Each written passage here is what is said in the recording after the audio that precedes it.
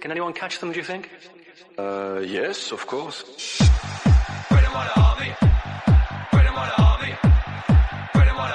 Yeah, unbelievable. We didn't expect that. Hi, everyone. Welcome to another episode of the Gooners podcast. We have been trying to avoid making this one after the horrific game against Brighton. That's why, I made that mistake 3 times in a row, and Ellen has to correct me 3 times in a row where I said like Crystal Palace defeat because I'm trying to forget the Brighton defeat from my memory, but that's not working. But here we are going to talk about like Brighton defeat and also to talk about the upcoming game against Southampton. We've got Ellen back with us. Hi, Ellen. Hi, Picasso. And we have got a new guest. He's one of the fun creators in YouTube. If you haven't checked his channel out, you have to. And Dushyant, introduce yourself and your channel. Hey everyone, this is Dushyant. You guys can check out my YouTube channel at Let's Talk Arsenal, or check my Twitter out at Dushyant AFC. So yeah, I talk lots of things Arsenal and other things as well. So yeah, so that's what I'm doing, and it's great to have be here with Vijay and Lakshmi as it says here. So. Actually, Dushyant does a lot of women's football before this. I was really impressed with how much of the content you have created and how much of things you talk about women's football. That's great. That's actually a really great thing. Yeah, it was a pretty great experience. I have to give a huge shout out to Ria Rai Chaudhary, who was my co-host for this podcast that we did, and it was a great experience. For me, she's quite an expert on the Arsenal women's team and Arsenal women's players, and she knows her stuff, man. So if you guys are watching this, make sure to give her a follow as well. And for all the Arsenal women and women's football in general as well, her insights, her knowledge about the game is quite spot on. So yeah. Yeah, it was great. It was great, and the season we were having was also really great. It's unfortunate that we dropped out of the Champions League in the women's side of things. But okay, so let's get back to the most depressing defeat of Arsenal. First of all, guys, right? Like I'll start with you, Dushyant, right? Yeah. This keeps happening to Arsenal. Whenever we have a chance for something great to achieve, right? We always falter. This was a game when we are going into Brighton. Brighton was like in the dumps. They didn't win 7 games. They have not scored in 6 games. We had all the statistics. Even the Brighton fan who came up in our podcast was not very hopeful. And then we go there and get owned up for it was our home game, owned up for almost 85 minutes. We didn't play our game at all for 85 minutes. How surprising is this? How is this happening to us over and over again? I think if you watch the game closely, like in the initial minutes from the starting as well, you can almost see that the players are not confident about each other's game. The lineup, the formation that we have. Oh, I think Dushyant. We lost. You went into mute. Very laid back in passing to the ball to Sambi Lokonga.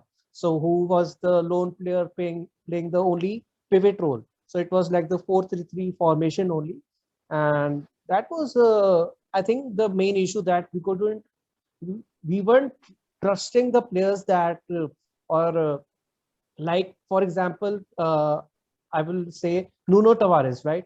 So I was expecting that he had a bad game against Crystal Palace, right? Let's not jump around that. He had a bad game. It happens. Like many previous Arsenal players have also had a bad game. Like for example, Koscielny, when he came in, he had a bad game. Nacho Monreal, who's like known as a Mr. Consistent under Arsene Wenger and Emery era as well. So like these were the 2 players that were not consistent when they came in initially. But what Wenger did for both of them was like he continuously played them so that they can get confidence, they can get used to the league and all that stuff. And once they got used to that, they became, both of those two players became very important for us and were like pretty consistent for all the time for us. So that was what I was expecting to happen with Nuno Tavares, right?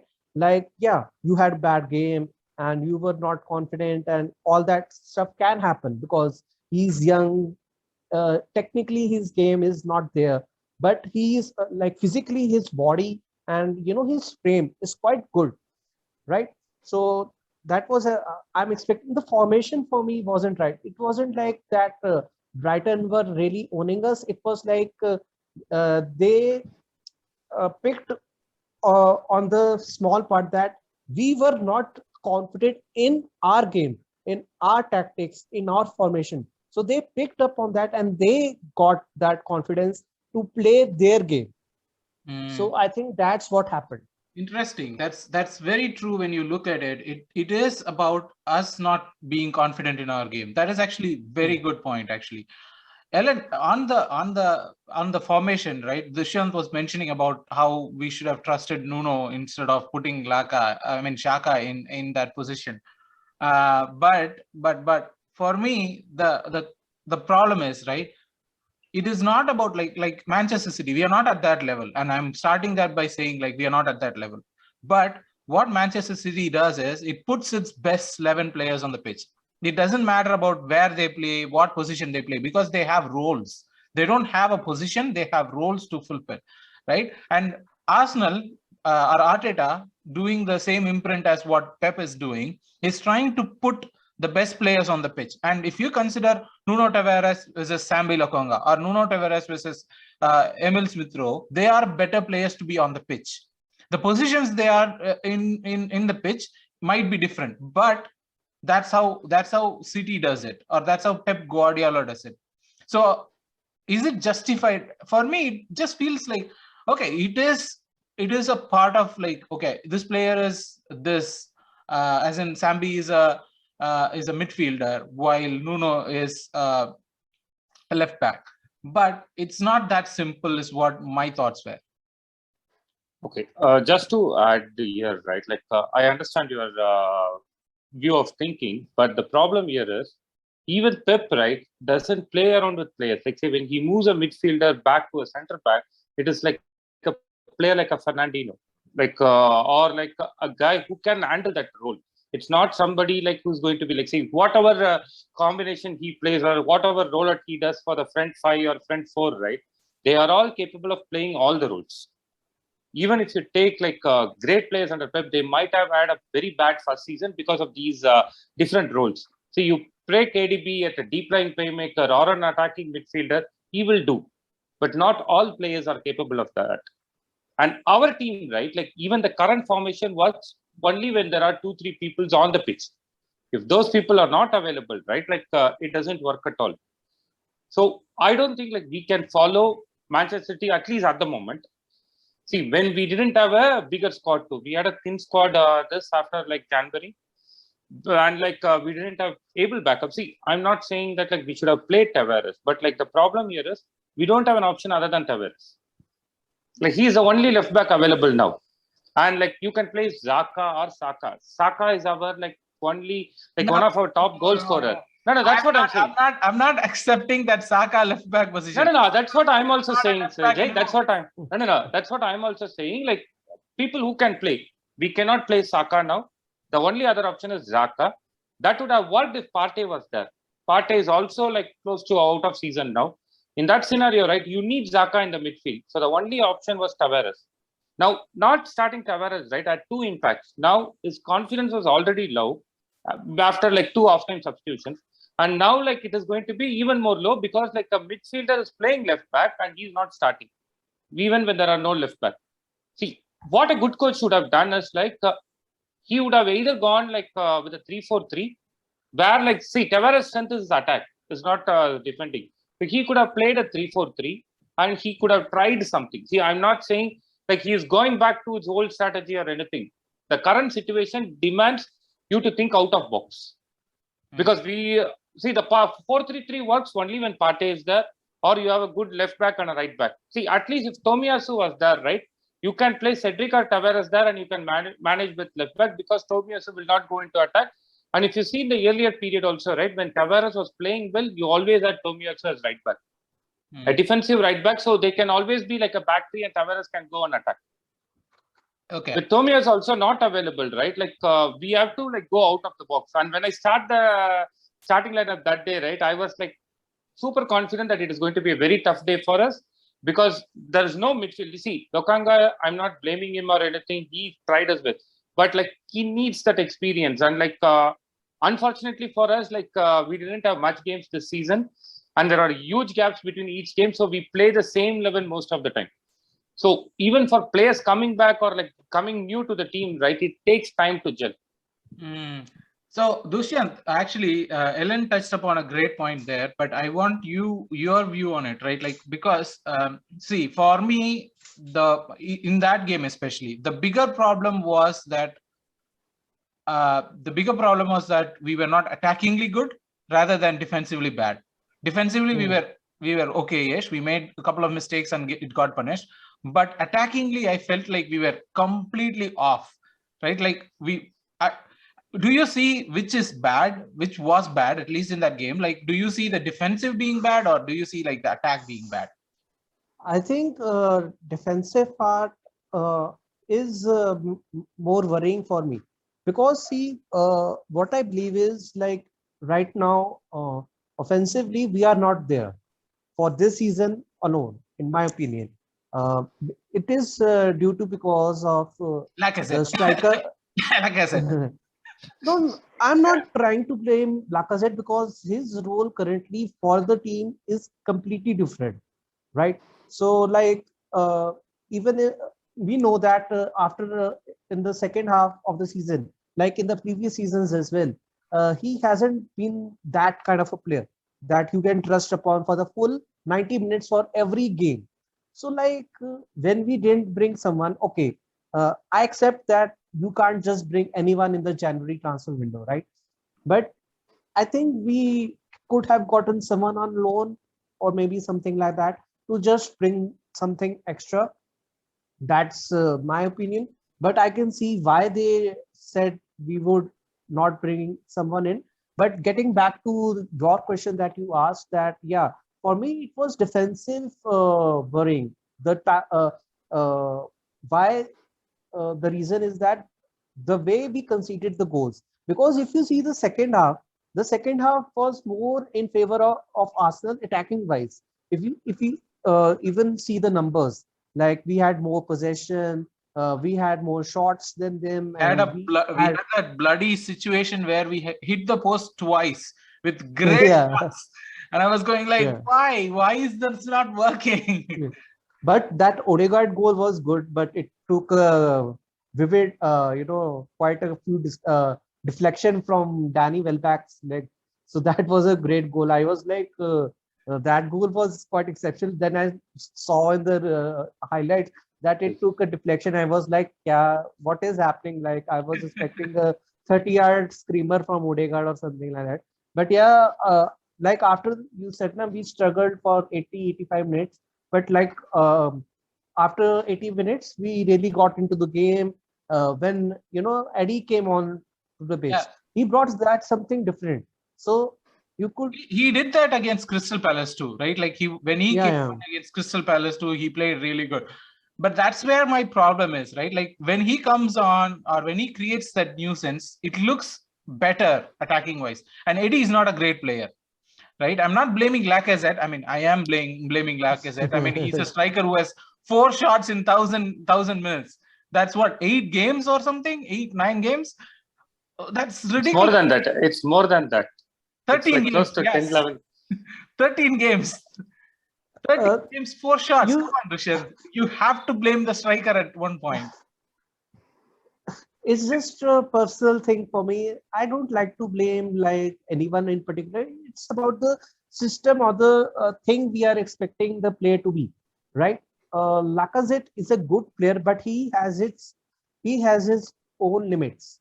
Okay, so we as fans should be like acceptable that his role in this team is of a leader, right? on and off the pitch. He provides experience.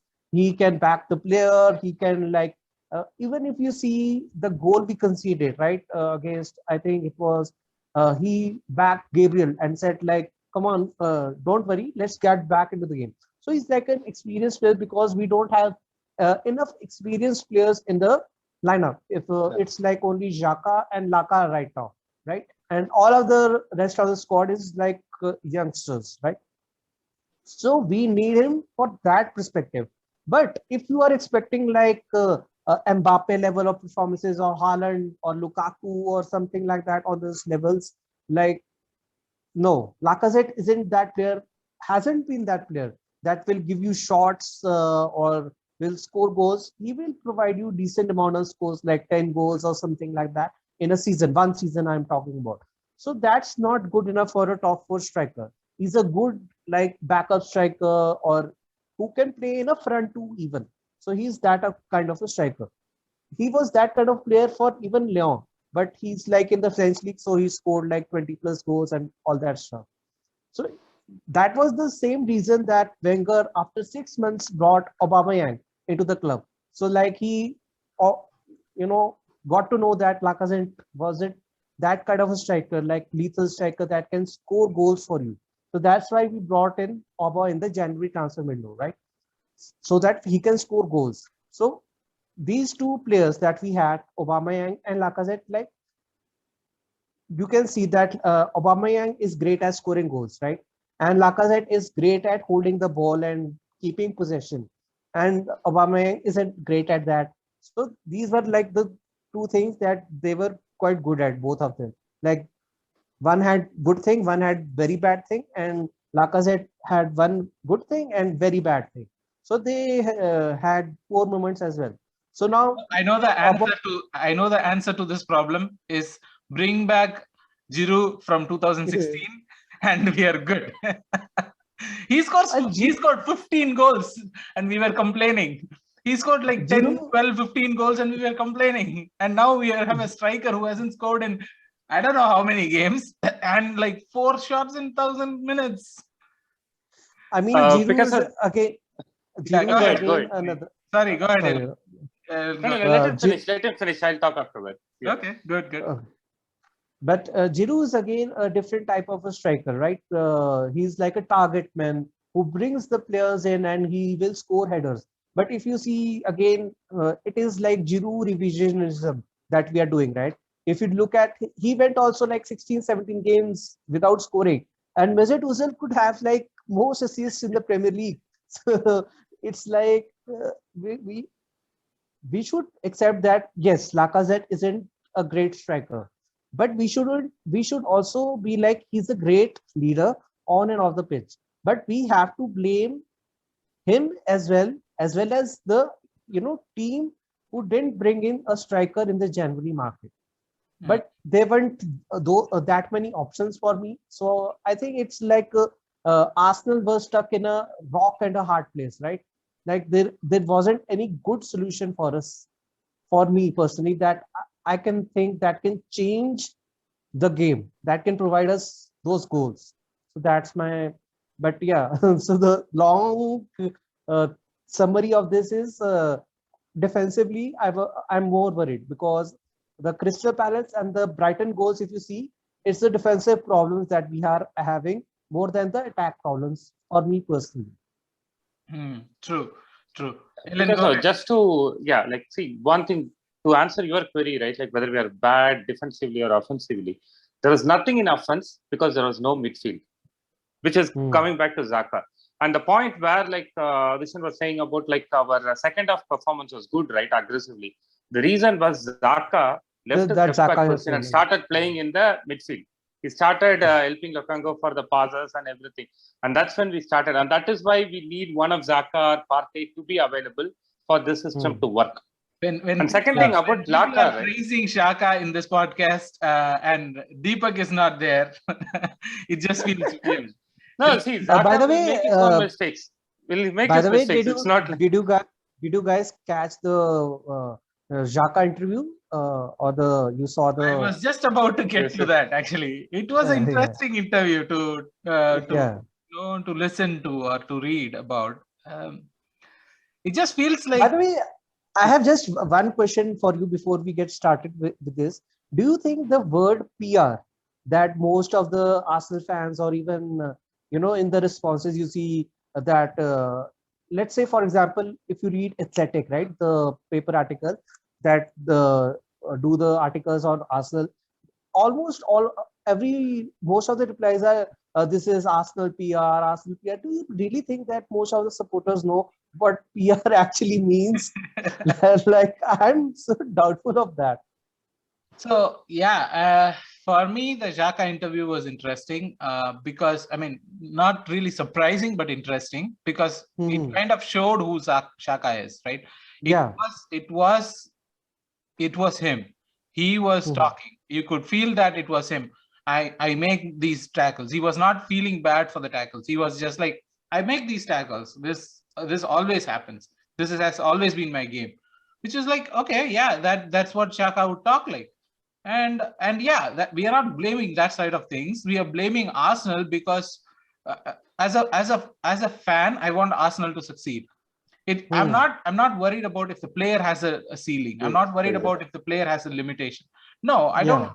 I'm not worried about that. I want Arsenal to succeed. If the player has limitations, I want Arsenal to have a better player or for the player to overcome their limitation. That's what I feel as a fan. But from his point of view, yeah, that's true. He has these things in his game, which is true, and that's how he has always played, which is also true. So I don't see a lot of I don't draw a lot of conclusions from it.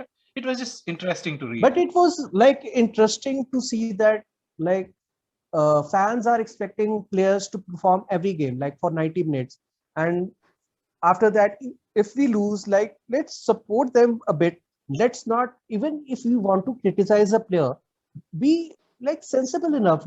Don't start like abusing their families and uh, his daughter and his wife. Like that stuff is like borderline disrespectful for everyone, so like don't do that stuff. So that's why that thing happened against Crystal Palace. Like it's been 2 years I guess now, the incident that happened. He threw his armband and all that stuff. Yeah. But yeah, like it's the basic question. Can Arsenal improve on Xhaka in the summer? Yes. Do Definitely. we still need Xhaka? I think yes. For me, we should be keeping Xhaka in the summer and bring in a new midfielder on top of him. So yeah, that's So what instead of the Elneny, right? Elneny will definitely leave. Instead of Elneny, yeah get a midfielder who is above Xhaka and have Xhaka yeah and Lokonga as your backups. yeah. That's how we But should. I wouldn't but be I think idea of selling Shaka if we get an improvement on him. But if we are going to get someone who is going to be on the same level as Shaka, and we are hoping that he would improve and give a competition for Shaka, then I would keep Shaka around. Like let's have two players competing for one spot, which would be like amazing. if you go to the Man City squad, you won't see people complaining they have so many midfielders, right? Or so many We are wingers. complaining So they have so many midfielders. As an Arsenal fan, I am complaining. Why do you have you take out Bernardo Silva, I Gundogan? mean, their second the players on the bench could get into the Arsenal Top team. four, yeah, right. That's He takes out Bernardo Silva, and then you are feeling, oh yes, he has taken out Bernardo Silva, and then walks in Gundogan. Fucking Gundogan walks in as the second choice, and he takes out Sterling to bring in Mahrez. I'm like, what the fuck is happening here, right? Yeah, but anyways, also I would bring in like a Thomas Partey backup due to his injuries concern. So I'm actually looking at a certain Leeds United player. You guys might know him, who plays in the midfield. He had a huge injury this season, so he missed most of the matches for them. But he's one of the most integral part of their squad. So I think we can get him if we tried. His name is Calvin Phillips. So he's like my pick to for the. Ellen is Listen, like there's a big problem. There's a big problem there. When Leeds was playing in Championship, and after this last first season, they were on a very high, and then they faltered. The second season, right? Everybody will come and try to convince Calvin Phillips to come and join a Premier League team. You even used to say that is the only way he can come to and play for England too. But he's like a born and brought up Leeds guy, right from his young age. His family, everybody Leeds. So that bonding, right? He wants to play in a single club. See, money and other things are different. Convincing him will be like a lot more difficult with respect to of course. I understand that, even if you say, let's say Saka, if we say Liverpool come and say, bro, we want you to replace Salah for the upcoming seasons. So like it will be very tough for put us ideas to into Jurgen Klopp's mind, Dushyant. No, we don't want to lose Saka. No, the thing here is for Saka, right? Like he has already played England. See, there's a lot more thing. Like say in Calvin Phillip's case, it was a case of moving to like from Championship to Premier League to have a chance in England. It was like a very like see his own family, right? Like will like be against him if he joins some other club. That's the thing. You can see that in the Amazon documentary also, where they would have really documented this part. But at the end of the season, like football players want to win trophies. Like Harry Kane at the end of his career will be like, yeah, I played for Spurs so many years, but what have I got to show? Like I've scored so many goals, and like many people are saying like he's better than Thierry Henry. But like, what are you guys even talking about, man? Like there is nothing to showcase for that, right? Like he's a brilliant player. Like we can all agree to that, right? He's a very good player, right? Grudgingly agreeing. Go ahead. Yeah. But he hasn't got something to showcase for it. So same goes for like Calvin Phillips, right? He's a great player, but like at the end of the day, it comes to the trophies you have won. Like if you are getting into top 4, competing against the top teams, like he wants to compete for that. He wants to get into the England team. Like England have so many players in the midfield area. So like if he doesn't perform right for Leeds United, so he will get pulled off. So it's like basic stuff. Yeah. Let a man dream, Ellen. Let a man. We should get him, and like how I dream that Odegaard will bring Haaland. He's not like captain. That's everyone's dream, man. But by the looks of it, it's like Manchester City will Manchester City mostly. Yeah. So it's like again, okay. Like they have Haaland. So we would have to talk about the rest of the stuff. I mean, apart from the midfield, when we are on the topic of Odegaard, Ellen, especially, right? There has been a dip in form, but for both Odegaard and ESR. And I think we should count Saka in it as well. I think I have a theory for this, for why Odegaard's form has dropped. First reason is that whenever he comes back after the international games, his ability or form actually drops. If you go back and see as well, like he comes into injury, he's like very injured, he's very not up to the mark. You can see that in the Crystal Palace game as well. Like his touch was really awful, out of the mark. And what both of the teams did, especially Crystal Palace, what they did is they stopped the right hand side pod, like the connection between Thomas Partey and Odegaard and Saka. That's a like main pod that I like to say, the main creative outlet for Arsenal to score goals from. Partey, Odegaard and Saka. Now that Partey is gone, the teams are focusing on Odegaard and Saka. Like they are fouling Saka, they are fouling Odegaard, not letting them develop that link again. So they have sussed out what we are trying to do. So now we have to evolve as a team. And ESR is like, again, his fitness issues have been going on since he got injured, and he's not really looked up to the mark, and he was overperforming his XG even. So like it's going to happen. These are very young kids. Like Odegaard is 23, Saka is 21, Smith Rowe is 20, Martinelli is 20. So like expecting them to be like Salah, De Bruyne, or those kind of stuff is really unrealistic for us Arsenal fans right now. Yeah, there will be dips in form. There will be games where they will be disappearing. So we have to be ready for that. But right now, I think we have 8 games left, right? Yeah, 8 Yes. games left. So these 8 games are like 8 FA Cup finals. So we Odegaard and Saka and Smith Rowe have to turn up for these games. Simple as that. See, one other thing regarding Odegaard is, right, like I agree with the sense that after every international break or his injury, right, first few games he doesn't play well. Another thing, if Hmm. you clearly notice, right, he plays well when he's playing like a 10 or an 8, but it is more Hmm. like a 6 when he has to play, right? Like that time he doesn't play well too.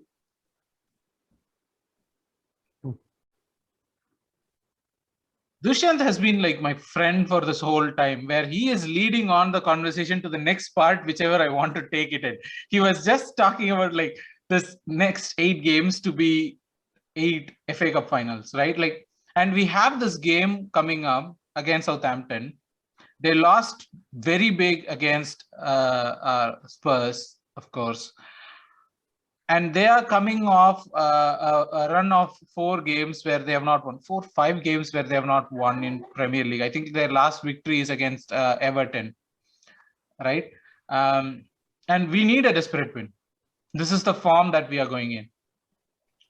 Dushyant, I'll start with you, right? Like, what is the formation that you're going to see? As in, like, are you suggesting that we would go back to a back three? Or you're going to say that we are going to stick to a back four, bring in Nuno Tavares at left back, and move Xhaka to the midfield? See, one thing is clear after what happened in at both Crystal Palace and Brighton.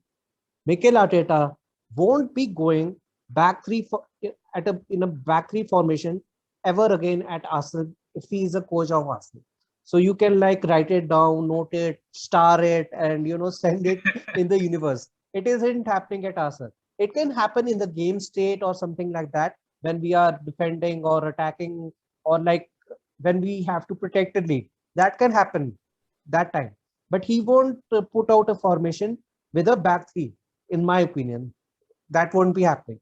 So it will be a 4-2-3-1 formation. The lineup will be, I guess, Ramsdale in goal, then Cedric, Ben White, Gabriel, and of course, in my opinion, Nuno Tavares should be starting this game. Then Granit Xhaka, Lokonga in the midfield. Further forward, we have obviously Saka, Smith, Odegaard, and it is a difficult one for me, but I'll stick with Smith Rowe in this also. And for the forward line, I will make a change, and that is Martinelli to start as striker. That was the question that was there. Ellen, do you see? I mean, there are reports saying that Lacazette is not training for the past couple of days, which means there is going to be a striker change. But are you going to go for a striker change of Lacazette to Eddie, or are you going to go with a striker change of like bring in Martinelli to be the striker, put Smith Rowe on the left? Okay. I'm going to have like Lacazette to Eddie and like Smith Rowe to be on the bench. The reason being like Martinelli from the wings, right? Like he's like super duper. But like when he comes to like playing as a striker, right? He still have to evolve. And Eddie Nketiah, for some reason, right? The last few games, maybe like with the transfer season coming up, like he wants to go to a good club, like something has like triggered him and he's playing really well. So I will start with him. And then like I will have like Martinelli like to start on the left wing. Again, this also gives us an advantage. Like if ESR has to be brought in, right, he can replace many players. He can replace Odegaard, he can replace Martinelli, or like even like any other player, like he can replace. So that's an advantage too. So I will be going for that. I might be like having a different back four, but similar formation. Like I don't expect Arteta to start, like one thing which I've seen with Arteta is like once he has like zero confidence on one player, it's very difficult to change that. We have seen like with various players. So I expect Cedric to start in the left, Holding to come into the team, and White to move to the right back. Interesting. But that will affect our formation, like gameplay a little bit. But like this is again through your theory that like we play the better level. We cannot play Xhaka and left back. We need him in the midfield. So out of the people available, right, like to get a better level, Cedric on the left and White on the right. But this is a away game. Ellen, do you think we could afford to have Ben White as right back in an away to Southampton? See, it's not away or home anymore. We don't have players. We have a very thin squad. In that squad, we have to play each game as a final in a neutral venue or like in a home or away venue. Whatever way you consider, it's a final. And we have to get a team which will win that day. Okay, but when you are saying, both of you are saying like we have to play this as a final. So you guys are still thinking that we would make top 4. Yeah, Okay, I'm not let me giving give till you we an play- answer for that. Our next 4. Go ahead. Yeah, Go go ahead. Go ahead. No, I'll Ellen, you answer finish it. after that. You finish it. Ellen, you finish it. Okay, let's see. The thing here is our next 4 games are against Southampton, Chelsea, United, and then like you have West Ham. The end of these 4 games, right? We can finish anywhere between 4 and 8, depending upon our result. Our season can fluctuate from 4 to 8. See, I was seeing Wolves 4 to 7, but Wolves has like 3 easy fixtures going forward, and they are like just 5 points different to us. So even though like they have like 2 tough games, I think one against City and other against Liverpool, they can also still capture us, like leapfrog us, if we like lose all these 4. Lose all That's the 4 would be the disaster for me. But So see, the issue now is like we don't have players. Like, see, if we have players, I can confidently say we can win. Without players, right? Like anything can happen. but when And you know about our Arsenal luck. Like whenever they falter against Crystal Palace, right? Take Emery's season. Even when we are easy winning like to top 4, like we falter. So that is always that curse is there. But Dushyant, when we faltered in Emery season, that was from 4th to 5th place, not 4th to 8th place. Are you worried that we are going to finish 8th? No. I don't think we will be finishing 8th. I think it will be between 4th, 5th, or at maximum 6th. So that's my prediction for that. So I think we can still No, I'm not finish at also 4th. expecting 8th. Let me clarify He's that. saying I'm that just it's saying there's a a possibility. Yeah. But I don't think that we will be finishing it, or it's a possibility for us right now. If we finish it, I don't know why we would. So I think I don't want to say right now what would happen in the future. But yeah, I think we should be finishing 4th, because the main game for me will be the Spurs match. That will be the deciding match to decide who finished top 4 for me personally. So yeah. Okay, so now that we are here, let's put up predictions for the game, right?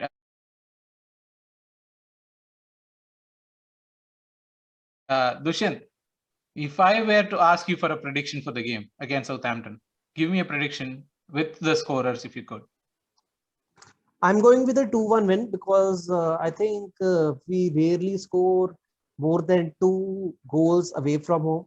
So I was going initially with the 1-0 win, but I thought we won't be able to keep a clean sheet. I don't know why, because away from home our clean sheet record hasn't been that good. So that's why I want to win with Arsenal. So optimistically, I said 2-1. So the scorers will be, for me, it will be Martinelli and Smith Rowe. So those are the 2 scorers I'm going with. Okay, that's actually a great way to start the predictions. Ellen, your predictions. See, my art wants us to say we'll win, but I'm going with a 1-1 draw. No! 1-1 draw. Like I expect Gabriel and Watros to score. We are giving a lot of free kicks recently, and I expect one of his free kick goals. Yeah, having Ward-Prowse in there, I just forgot that him and free kicks are like a match made in heaven. I'm going for a 3-0 victory, actually, guys. Because I mean, Spurs did great. They are going to try and tighten that up, but we are pretty good if things click. If we score a early goal, I think we would click into gear pretty good. And at the end of last game, we saw that when we want, we could go up another level. It's the problem of whether we would go up another level. But if we go up another level, I don't think a lot of teams would be able to catch, especially Southampton wouldn't be able to catch our attacking gameplay. So I'm being positive. I'm going in for a 3-0 victory to the Arsenal. I mean, 0-3 victory to the Arsenal because it's an away game. And my predictions would be with Saka a goal, Martinelli a goal, and maybe Pepe coming in and scoring one. That's my predictions. And on that positive note, thank you. Come on, man. You should be saying Smith Rowe to score a goal so that we can at least sing the song later on. Saka and Smith Rowe. You're destroying this. You're destroying the song, man. It's catchy. It's okay. Really catchy. But anyways, guys, thank you so much for joining in. It's absolutely been an honor to have both of you in here. I didn't know what kind of a mood this would turn out to be because obviously about the 2 losses, but you guys have made a bit more positivity come out of me than I had this episode. And thanks for joining in. And Dushyant, we would want you to be coming in as as often as possible. We want your opinions more. So mark your calendars. We are going to bother you more and more. Come in and join. Yeah. Hopefully. So it was great talking to both of you, and hopefully a win tomorrow for the Arsenal. Come on, you guys. No, come on, you Gunners. Thank you so much. Come on, you Gunners. For every listener, please do like, share, and subscribe, and comment in your thoughts on what we talked about Lacazette, about the upcoming game, and about what Dushyant was mentioning about this being 8 FA Cup finals. So thank you guys again, and talk to you soon. Bye. Bye.